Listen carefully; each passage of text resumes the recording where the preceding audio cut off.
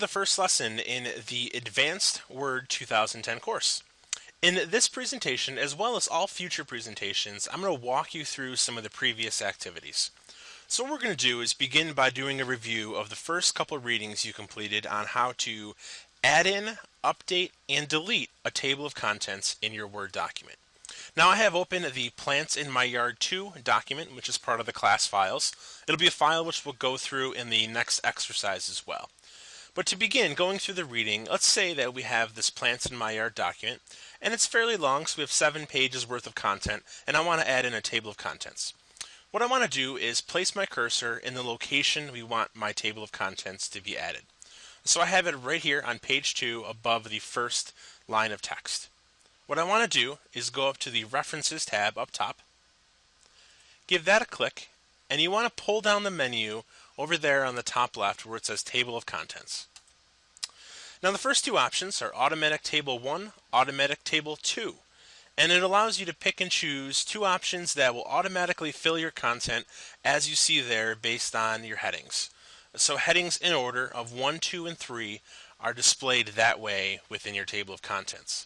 You can also choose a manual table, which is your third option down below if you want to customize it. Most likely than not, you might want to choose just one of the automatic tables. Let's choose table 1 as an example. Now you can see I've added it into my document. Now you can either leave it here as it is, or if you want to have a separate page, you can always add in a break right there so that the trees goes down on the next page.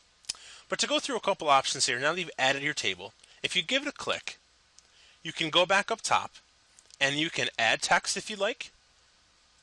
You can also update the table. Now when you update the table, this is going to be after you've made changes to your document. So you can update the page numbers only, or you can choose Update the entire table. Hit OK when you're ready. To show this in a real example, let's go ahead and scroll down.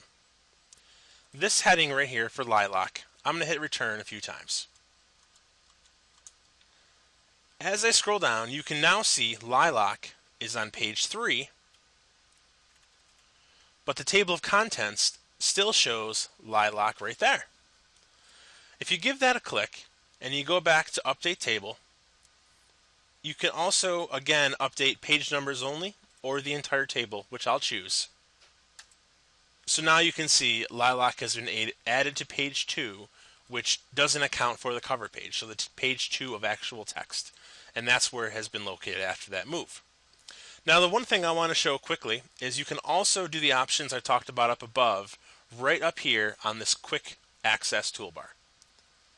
Pull down the menu, you can change it as we showed above. You could also click here and update the table of contents that way.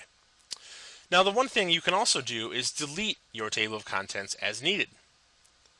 Pull this down, and all the way on the bottom is going to be your Remove Table of Contents feature.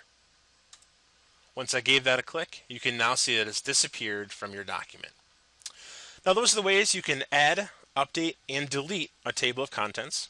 Up next, what we're going to do is go through an exercise getting you working in this Plants in My Yard doc, adding in your own table of contents, and then I'll review the solution to that exercise in the presentation following.